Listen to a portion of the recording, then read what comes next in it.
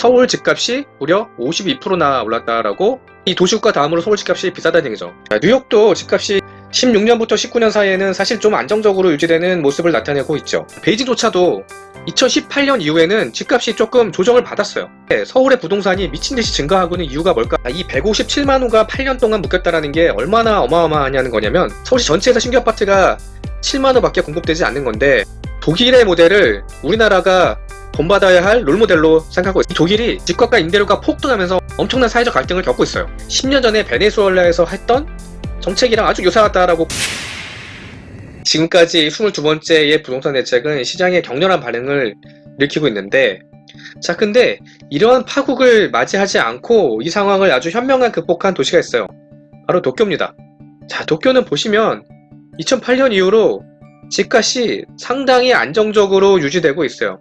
약 10여 년의 기간 동안 주택가격이 90에서 100 사이니까 거의 움직이지 않고 있는 상황이죠. 부동산 정책의 최고는 부동산이 오르지도 않고 떨어지지도 않는 상황, 안정적인 상황이 이 부동산이 원하는 최고 상태라고 하는데, 이 도쿄의 부동산 가격이 그 상황에 있다는 거죠. 자, 그러면 도쿄는 어떻게 이런 안정적인 부동산을 가질 수 있었을까? 그 이유는 도쿄에 대규모의 주택을 공급했다는 겁니다. 2013년과 2017년 사이에 무려 72만 호를 공급을 했는데, 같은 기간 영국 전체의 주택 건설 물량을 넘어선 수준입니다. 도쿄 하나에서 말이죠. 그렇다 보니까 런던 집값이 144%가 되는 와중에도 일본 주택값은 안정적으로 유지할 수 있었다라는 얘기죠. 즉, 공급이 현재의 안정적인 도쿄의 부동산 상황을 만들었다는 이야기인데, 독일과 영국도 결국은 공급 확대 정책으로 전환했습니다. 그리고 돌이켜보면은 우리도 집값을 확실히 잡았던 공급의 추억이 있죠. 자, 이게 서울의 1986년부터 2018년까지의 아파트 가격 지표인데, 요 세 개의 거시경제의 쇼크가 말고 집값이 안정되어 있던 시점이 요 시점과 요 시점이었죠. 자, 요때는 이 노태우 정부 때 200만 가구 주택 건설이라고 하는 어마어마한 주택 공급의 시기였어요. 당시 200만 가구로 하면은 전국 주택의 20%에 해당하는 엄청난 주택을 한 10여 년 사이에 쏟아낸 거거든요. 그렇다 보니까 주택 가격이 이 기간 동안에 아주 안정적으로 유지가 되었던 거죠. 이때 설립된 도시가 1기 신도시 일산 분당이었죠.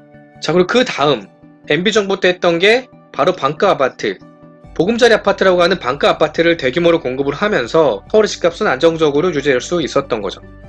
자, 그러면 이렇게 공급이 마치 만병통치약처럼 보이는데 왜 이번 정부는 이렇게 공급에 대해서 주저주저 하는 걸까요? 자, 첫 번째 이유는 투기수요를 자극할 수 있다는 겁니다. 서울시 주택 보급이 이미 96%로 사실상 부족하지 않은데, 이게 이렇게 주택 가격이 오른 거는 이 다주택자 투기 수요가 이 집값을 끌어올리기 때문인 거지, 이게 공급이 부족해서가 아니라는 거죠.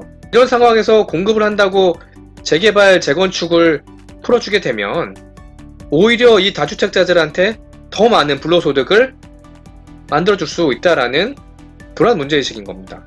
그리고 또한 이 재개발, 재건축을 하다 보면은 거기에 살고 있는 소득이 낮은 임차인을 밖으로 쫓아나게 되는데, 이거는 결국 이 정부가 추구하는 사회적 약자와 같이 사는 공정한 세상이라는 이 취지에 안 맞는다는 거죠.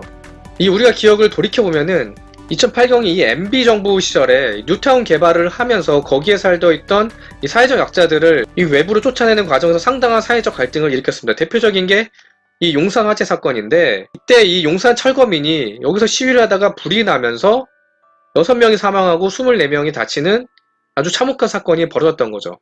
이때 트라우마가 있는 상황에서 이 지금의 문재인 정부는 재개발, 재건축에 대해서 아주 소극적으로 할 수밖에 없는 거죠. 게다가 행정관료 입장에서도 이 부동산 공급이라는 것은 어쩌면 상당한 위험을 갖고 있는 정책입니다. 이게 왜냐면 이 많은 금융위기의 배경에는 사실상 부동산 거품이 있었어요. 부동산 거품이 급격하게 폭락하는 과정에서 금융위기가 발생하게 된 건데, 이 대표적으로 이 90년대 초에 SNL 사태, 우리는 축대부조합 파산이라고 하는 이 미국의 금융위기가 발생을 했는데 이것도 텍사스 중심으로 부동산 가격이 폭락하면서 발생한 금융위기였고 그 유명한 글로벌 금융위기도 이 결국은 부동산 가격이 하락하는 와중에 모기지론이 부실화되면서 전 세계적인 금융위기가 발생했던 거잖아요. 미국뿐만이 아니죠. 일본도 일본의 잃어버린 30년을 만든 거는 90년대 초에 촉발된 부동산 대폭락이 결국은 이러한 일본의 장기 불황을 만들었던 거죠. 이게 이런 겁니다. 부동산이 대규모로 공급되는 시점에 만약에 거시경제의 위기가 들이닥치면 부동산 폭락이 생기고 이는 결국 우리나라 경제의 몰락으로 연결될 수 있다는 의식이 이 정부 관료들이 갖고 있다는 겁니다. 이 결정적으로 이제 부동산은 우리가 수요를 원할 때 즉각적으로 제공해 두지 못하는 거잖아요. 이 어려운 말로 레깅이 있다는 건데 그로 인해 타이밍 불일치가 생기고 이로 인한 이 위험이 생길 수도 있다는 겁니다. 물론 이 가정이 약간은 좀 극단적일 수는 있어요. 이 정부는 이 불로소득에 대해서 아주 감정적인 좀 반감을 갖고 있는 정부고 노동에 의한 이 소득 창출에 대해서 굉장히 높이 평가하는 경향을 갖고 있는 정부입니다.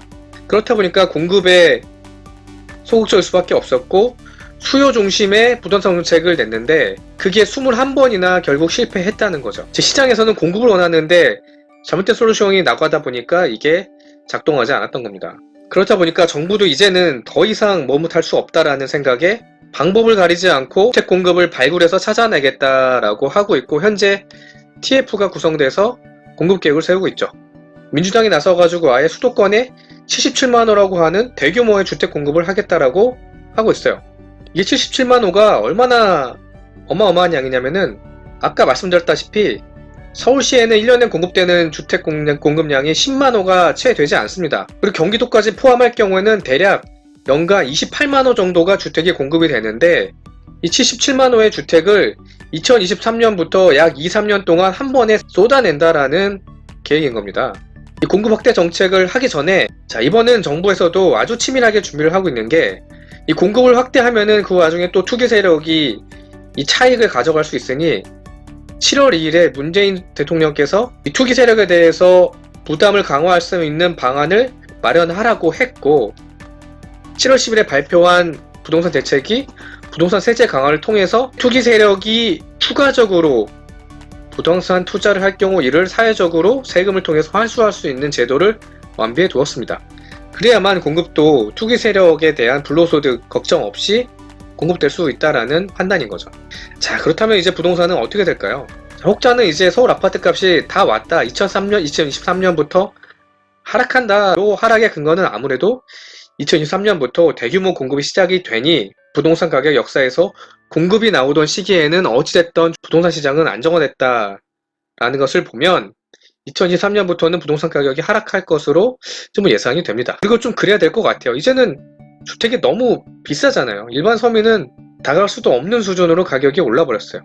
자, 그렇게 되기를 기대하면서 한번 지켜보시죠.